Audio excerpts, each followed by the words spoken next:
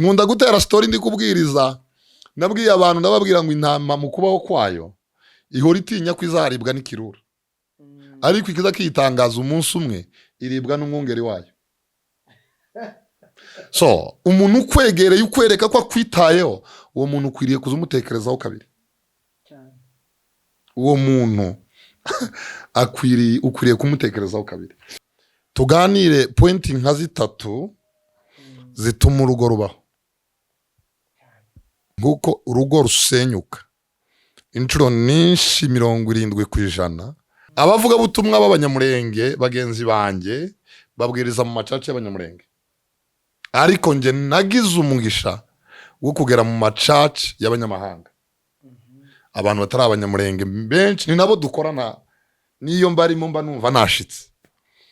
Ubu n'uburozi ngiye kuguha buzica umugabo mu mezi 6. Abantu babaye iwacu bazi ibidisi byica mu gihe kirekire. Murakaze neza nshuti zacu aho muherereye hose, tukaba turi mu rugo iwanjye kwa Rutabara na Nyaziraje, tukaba twasuwe n'umukozi w'Imana Evangelist William. Abantu benshi baramuzi muyoboke. N'umugisha ukomeye cyane kuba yadusuye akatuzana ijambo ryiza rikomeye mugiye kumva. N'umukozi w'Imana, n'umu entertainer, n'umuntu uzi kuganira kuri byinshi. Ngenza abantu benshi bagenda bambwira ama topic ama live akora, ahantu henshi agenda gutanga ubutumwa abwiriza ijambo ry'Imana no mu buzima busanzwe inama agira abantu. Urebye n'ibyigwa byiwe isomo rye rya buri munsi ugomba gukuramo ikintu. Ngenda mukurikira cyane byange bikunde mbande ujya avuga kugira ngo cyane rirarangira gute, ikarangira numvishije umuntu yabitekereje gutera no gusoma ibitabo cyane n'ubwenge kamere niki. Nifuza rero ko dusangiza ijambo radusuye bisanzwe, ariko ndavuga nti wagenda udusangije abakunzi bacu cyangwa se abadukurikira mu rugo iwacu ko wavuga nk'abiri nk'atatu cyane ko usuye urugo rushya ukaturemamo icyizere. Uri mu papa ariko uzi byinshi, impanuro zawe ziba zikenewe cyane. Mbere yuko tuguha ijambo, mbere yuko ugira icyo uvuga nawe na mikoro madamu nawe akabasuhuza gakeya, nawe akamwakira kugira ngo tumuhe ijambo. Murakoze, Imana imuhe umugisha. Murakoze cyane, turabasuhuje mwebwe mwese mutwumva, abafana bacu bose turabasuhuje mwese aho muherereye. Twegereje n'umushitsi wacu waje kudusura, Imana imuheze umugisha mwinshi. Turamukurikirana kandi turamukunda, Imana yo mu ijuru ikomeze kwagure. Kadusenge tubone gutangiza, tugeze umwanya. Mana ugira neza, Mana ushobora byose, Mana uzagiye mu turugo mu ijuru. Mana tuje imbere y'amaso ducisha bugufi ngo bashe kutubabarira twebwe twese twiriwe atandukanye, twatekereje byinshi data mu ijuru, ariko imbabazi zawe, amaraso yawe data abashe kutwoza. Wa Mana we abashe kutugirira neza, ducisha mu maso yawe Mwami Imana yacu, tubabarire igisa n'ikibi cyose Mwami Yesu, turinde intekerezo zacu, tubabarire tugire neza muri no mugoroba none. Wa Mana we tugire neza, dusaba byose badata mu ijuru uri kumwe natwe. Mwami Imana yacu ndagushimiye ko wabashije kutuzanira umushitsi. Wa Mana we twaba tugize iminsi tutabonana data mu ijuru, ariko kuba wadufashije twebwe twese tukaba twabonanye turi bazima, ndagushimiye Mana. Ishimwe ni ryawe, ndagushimiye ko warinze abari mu kazi, natwe twiriwe hano mu rugo twebwe twese ukaturinda, twiriwe atandukanye data mu ijuru, tuzana twebwe twese n'abashitsi bacu, urabazana ubageza hano mu rugo amahoro Mana, ukaba wabarinze. Turagushimiye data mu ijuru, kandi ikindi dusabye make menshi yatangira ubuntu mu izina ryawe tubisenze, amen. Murakoze cyane madamu nawe wa mbere gusenga. Arashoboye kabisa, uru n'urugo rw'umugisha. So turaje twakira umushitsi wacu, murabona ni turaje tunabaririmbire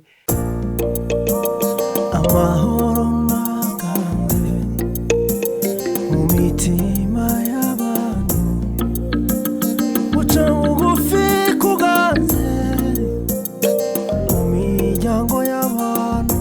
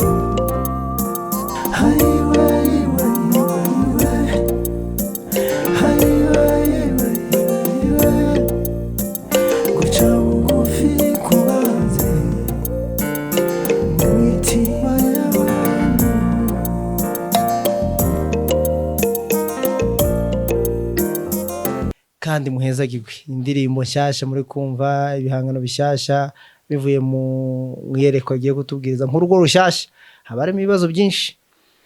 Nejo ukabona umuntu murakubitanye, njye nibwo ngishaka rwose, nawe urumva ko byinshi tuba tuzi, ubu turaryoshye pe. None iyo twambaye twambara bimwe, iyo tugenda tuba turi hamwe ahantu hose. Ariko wowe ufite experience nyinshi, wigisha ingo nyinshi, ndabizi abantu benshi, mbese ubagira inama bijyanye n'urushako no kubaho mbese ubuzima bwa buri munsi. Ariko ubu nyine twese tuba tumeze nka paradizo, haba ibibazo byinshi bitandukanye. Ariko tuba tuvuga umunsi umwe ati umukozi w'Imana bitubwiye ubuzima busanzwe nuko tugomba kwitwara, n'ikindi cyose cy'urukundo waba uzi wenda icyo nakora cyose gishoboka kugira ngo atazarakara, basi nabikora. Sawa, ni karibu rero, ijambo ni ryawe, Imana iguhe umugisha. Murakoze cyane. Banita Evangeliste William Muyobokamana mu Rwanashaka. Ndi umupapa ufite abana babiri b'abahungu. Umuhungu wanjye mukuru bamwita Benigurio imfura, umuto yitwa Sezerano Sharon. Yitwa imfura nzima Benigurio.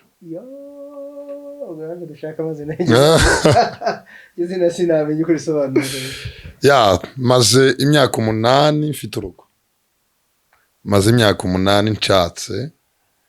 Hari abantu benshi bazi ngo ndi umusiribateri, ariko maze imyaka 8 mfite urugo n'abahungu.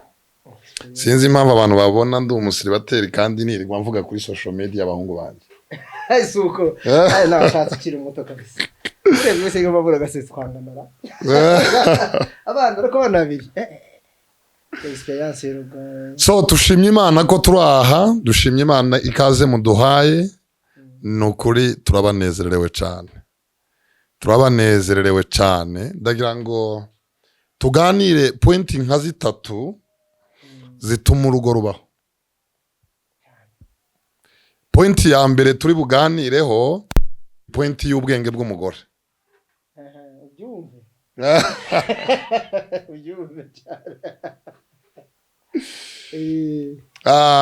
Uyu munsi kubera ko ndi umugabo, maybe ndavuga cyane kuri kote y'abagore, nk'uko urugo rusenyuka inshuro nyinshi 70% aba ari faiblesse cyangwa aba ari intege nke zibaye z'umugore, kubera ko iz'abagabo zo zihoraho. Faiblesse z'abagabo bibaye kubw'umugabo wubaka, nta n'urugo ruba rumara ukwezi. Ariko ingo zose zakomeye ningo zatewe n'abadamu.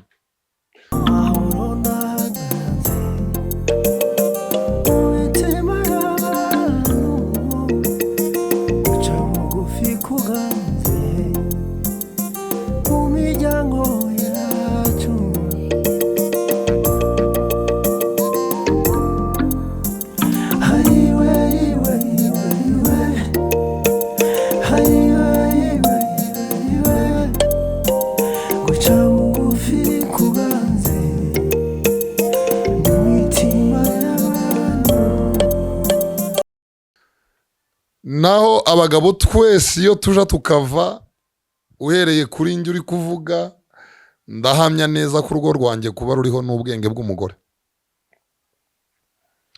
Nico iyo niyo point nini turi buganire. Naho abagabo bo kubw'umugabo nta rugo gomara n'ukwezi, ariko kubw'umugore niyo mpamvu bavuga ngo umugore ni umutima w'urugo. Kandi uyu mutima wahagaze umuntu tumutwara muri morgue. Ariko uyu mutima ari muzima, iyo umutima ukora neza, ubasha gusavinga izindi ngingo. Ariko ndagira ngo tuganire pointi 2 cyangwa 3 n'umuntu wese uzadukurikira kuri media, bitari uyu mudamu turi kubwira. Ndagira ngo tuganire umuyoboro w'ubwenge. Reka mbahereze urugero rwabayeho. Nkunda ingero cyane, nimba ari uko nabaye mutoya kandi wagenze gusumba presque abandi. abavugabutumwa b'abanyamurenge bagenzi banjye babwiriza mu macaca y'abanyamurenge, ariko njye nagize umugisha wo kugera mu macaca y'abanyamahanga. Abantu batari abanyamurenge benshi ni nabo dukorana, niyo mbarimo mba numva nashitse, jya mbwira amagari w'abantu batari ubwoko bwacu. Nagize rero umugisha wo kugenda mu macaca atandukanye, abantu bakatwizera bakatubwira ingorane bahura nazo. Muri za ngorane bakatubamo n'ubuhamya tuma dutekereza ukundi kuntu. Niyo mpamvu inshuro nyinshi iyo umuntu atangiye kubwiriza atangira avuga ngo nageze aha, noneho ubuhamya bukaba bwinshi kuruta ibyanditswe. Abantu batabizi bakagira ngo twananiwe kubwiriza. Oro ni amakuru menshi twahuye nayo. Wewe kubera ko ntayo wahuye nayo uvuga nyine ibyo wasomye muri Bible. Ariko uriya muntu uzumve nka Dr. Paul Gitwaza. Gitwaza ntabwo ndamubona live, ntabwo muzi, ariko mukurikira kuri media. Ariko ujya kumva ngo ndi mu Bubiligi, ngo ndi Belgique, ngo ngeze California, ngo ndibuka twari tugeze London. Ushobora kugira ngo yabuze Bible. Arimo aravuga ibintu yabonye. So ako kari agaciyeho. Rero hari challenge imwe yabayeho mu rugo rumwe nshaka kuvuga, ariko mbabwira ishingiro ry'ubwenge umuntu wese uzadukurikira. Ubwenge ni pila, ni inkingi umugore wese akwiriye kugira. Nkuko iyo atafite iyo pila, rwa rugo nta n'inzu nyine idafite inkingi. Ndaza kubaha kuki ntari kuvuga umugabo, genda nawe turaza kumuvuga. Rero umukobwa ukwiriye gushaka surangije kaminuza, si n'ufite akazi, si n'ufite imodoka, ni umukobwa ufite ubwenge. Umukobwa ufite ubwenge muri we ni ikigero cyiza cyo gushakwa bagezeho. Hanyuma urugo rumwe rwagize challenge yo kutumvikana hagati y'umugabo n'umugore. Batumvikana, umugabo atumvikana n'umugore, umugore aje iwabo kwa nyina. Abwira nyina ngo mami, umugabo arananiye, ariko akaba n'umugabo wari ufite amafaranga, umukire. Kumurekura bikanga, ariko atanezererewe urwo rugo, ariko akabamo nta rukundo, ariko abeshejwemo n'amafaranga. Buriya ndabwira abantu ngo dusabe Imana ifaranga. Ifaranga zubaka urugo rukabaho nabi, ariko rukabaho kubera kwanga gutakaza izo opportunity. Abari kunyumva muvuge ngo Imana iheze William amafaranga. Imana imwemeshe cyane. Hanyuma wa mukobwa aje kugisha nyina inama. Abwira nyina ngo ngira inama umugabo kwananiye, ariko gutandukana nawe ziriya faranga. Nyina aramubwira ngo gende ejo uri tayari, umutima wawe ntugikunda uriya musore. Ati cyane. Atoke ubwo umutima wawe utakimukunda tumwice, ziriya faranga uzigumemo zose zibizawe. Umwene ngangu afatishe ni tumuhe transfer. Hariho abantu baza batransfera abandi ku mubwami bwa Yesu, tumwohereze ku mwijuru. Umukobwa ati sawa. Nyina aramubwira ati ariko condition, ngiye kuguha uburozi uzoze kubufata ejo. Ubu ni uburozi ngiye kuguha buzica umugabo mu mezi 6. Abantu babaye iwacu bazi ibidisi byica mu gihe kirekire. Ahantu wariri ikidisi cica mu mezi 6 ntushobora kumenya ahantu mu mezi 6 wari. Ni sumu niko bazitira muri Kongo ikidisi. Abantu twaje vuba, wewe Tabara ushobora kuba waraje kera. Ijerekani bicaraho urakizi, je nta cyabase. Okay, abantu bazumva iyi video batavukiye muri Kongo cyangwa bavuyeyo kera, ikidisi ni sumu. Dawa ya panya.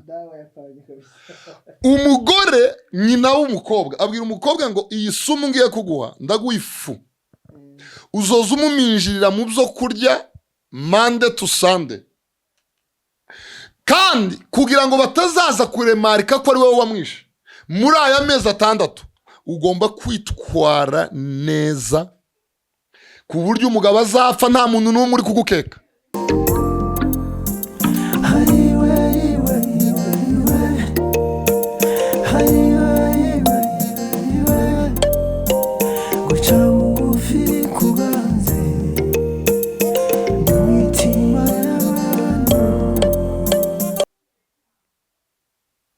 Ugomba kuba marayika mu mezi 6 kandi ukamekinga shwa kwayo mezi 6 umugabo ari iwawe kugira ngo kire doze idapfa. Umugore aravuga ati mu mezi 6 shetani agapfa ndayihangana. Umugore mu gitondo kare kare keya nyinshi cyane akaziha umugabo akaminja akamubwira ati sheri ntiwaje ku kazi utariye. Buriya ururimi rwose rworoheje sometime no kukwica gwakwica. Sheri ururimi rwa Delila ashaka kwica Samson nta bukana rwari rufite. Nubona buryo umuntu ugira ubukana uzamenye ko imbwa yose imoka itaryana. Umuntu wese ugira ubukana ukabona uwo muntu ntabwo ari mubi. Nabwiye abantu nkunda gutera story ndi kubwiriza, nabwiye abantu ndababwira ngo intama mu kubaho kwayo ihora itinya ko izaribwa n'ikirura, ariko ikiza kitangaza umunsi umwe iribwa n'umwungeri wayo. So umuntu ukwegereye ukwereka ko akwitayeho, uwo muntu ukwiriye kuzumutekerezaho kabiri. Uwo muntu ukwiriye kumutekerezaho kabiri. Hanyuma wa mudamu ahindura langage, ahindura comportement, yereka umugabo umutima mwiza kugira ngo umugabo arye isuma amezi 6. Mu gitondo akamubwira neza kugira ngo umugabo atagenda atariye, akica kire akaminjiramo gakeya, akamubwira ati saa 6 sheri ngwino urye mu rugo ndakwinginze. Umugabo akaza nimugoroba, nuko ukwezi kwagiye gushira, urugo rumaze kuba rwiza 100%. Wa mukobwa asubira iwabo abwira nyina ngo ese kumugabo wanjye amaze kuba marayika, ni gute yasuma amaze kurya ukwezi twayica umugabo wanjye ko maze kumukunda? Nyina abwira umukobwa we ngo wakigogiwe, nta sumu twigeze tumuha, yari ifu y'ubugari yahurure. Nari nshaka kureba nimba atari wowe mubi, uko witwaye muri uko kwezi bigahindura umugabo, uzakomeze witware gutyo. Ubwenge ni intwaro ikomeye umugore yahagararaho akashira umugabo we ku murongo. Uriya mukobwa nyina yarashatse kumwigisha comportement keya. Abagabo bose iyo baje bakava, uhereye kuri nge na data na sokuru n'abandi, bakunda ibintu bibiri. One, bakunda icubahiro. Umugore wese wubaha umugabo we biragoye ko amutakaza. Abagore baranica kubera ko ntari kubavugira. Undi ari hano uri kubyumva. Amen. Abagore iyo baje bakava bagira ubwenge bwo kubaha abagabo babo, ntabwo bashobora. Nta mugabo udakunda burya keya. So uriya mukobwa yaragiye gutakaza urugo, yaragiye gutakaza umugabo, ariko nyina abigarura mu nzira. Nyina yaravuze ati uyu mukobwa wanjye nimubwira ngo aze yubaha umugabo ntibikunda, reka mubwire ko agiye kumwica, ariko kugira ngo azasigarane reputation nziza amwice amusekera. Umukobwa we yakoze ivyo byose azi ko umugabo ari gupfa, naho nyina we yarazi ko ari gukiza urugo. Mu mitima y'abantu uca bugufi kuganze, mu miryango y'abantu amahoro n'aganze, mu mitima y'abantu uca bugufi kuganze, mu miryango yacu.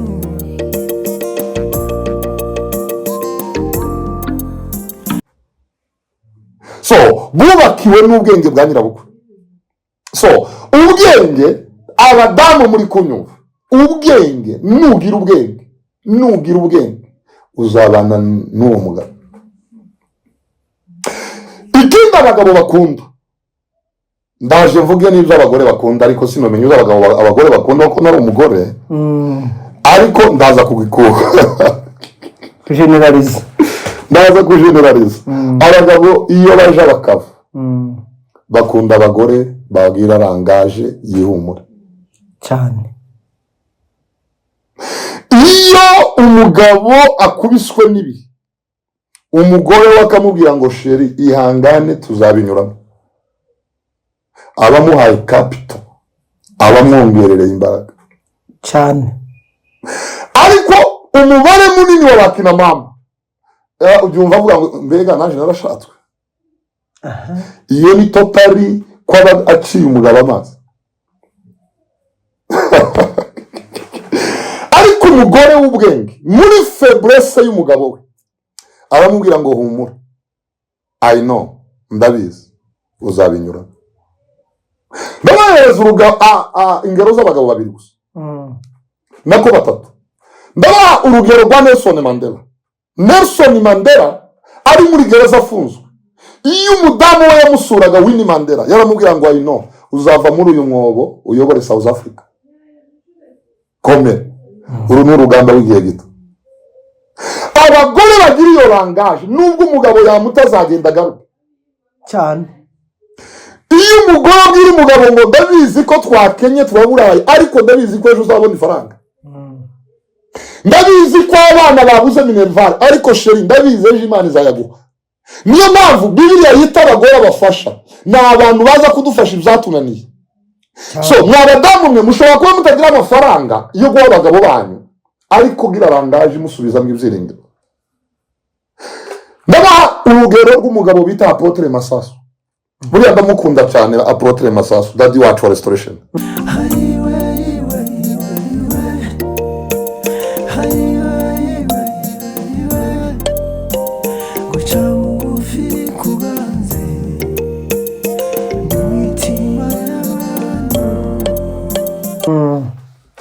Masasu yagize intambara Kimisagara. Nawe byumvise bivuga muri videos. Gusa nawe ntabwo ndamubona live. Masasu agira umugore ati ko mfite diplome yo kubaka ndi umu engineer waretse nka ibi bintu ko binaniranye. Madamu waramubwira ngo iyo nkwitegereje mbona nta kindi kintu ushoboye gukora ibintu by'Imana gusa. Ndabizi nubwo u Rwanda rwose rutakwemera ngenda kwemera. Masasu ava Kimisagara atangira mu nzu. Iyo n'umugore abantu batangira kuza havamo Gasabonita abaganiremera. Muri Gasabonita havamo Restoration Masoro. Iriya Masoro yubatse kwijwe umugore yamubwiye ngo nubwo isi yose takwemera. Uwo mugore avaye Manoa se wa Samson. Umunsi yabonye marayika niwe mugabo wahwereye imbere y'umugore. Arahwera kubera ubwoba. Umugore amurambikaho ikiganza aramubwira ngo sheri ntitwopfa. Umwana w'isezerano ataravuka. Umugore w'umunyembaraga atuma umugabo atumbagira. Amen. Abagabo bose mubona bakomeye na amaboko atagaragara. Umugore mwiza ameze nka fondation y'iyi nzu. Amabuye afashe inoze ari mu kuzimu tutabona. Bari abagabo tubona ku stage bavuga ibitangaza bakomeye, hari fondation itagaragara aribo bagore babo cyane. Nta kindi papa utabara, nta wundi muntu wo kurwanya muri iki gihugu no hanze yacu ngo agushobore hatari mu kuboko k'uyu mwene so. Tawe pe. Umugabo wese yakazi kamunaniye yajwigiriye mu biro bamusajije yatahagahura n'imvugo nziza. Ejo umugabo agaruka yiburuye mu kumiko. Ukavuga uyu ni wa mwene data y'ubuzanani. Abagore Imana yabaremanye power, imbaraga zikomeye cyane zo gusubizamo ibyiringiro abagabo babo. Nkunda Barack Obama, sirushobora kwira narebye Barack Obama. Ntibishobora gusubira mu disikuru ye kandi sinzi icyongereza ariko disikuru za Obama zanzumva. Uramukunda kabisa.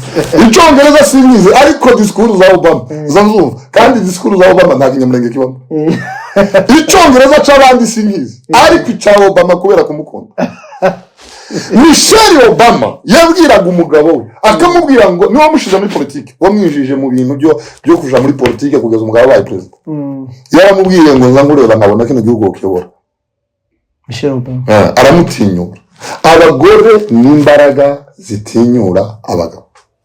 Umugabo wese washatse umugore we w'umunyembaraga birangira umugabo watumbaga yarenze.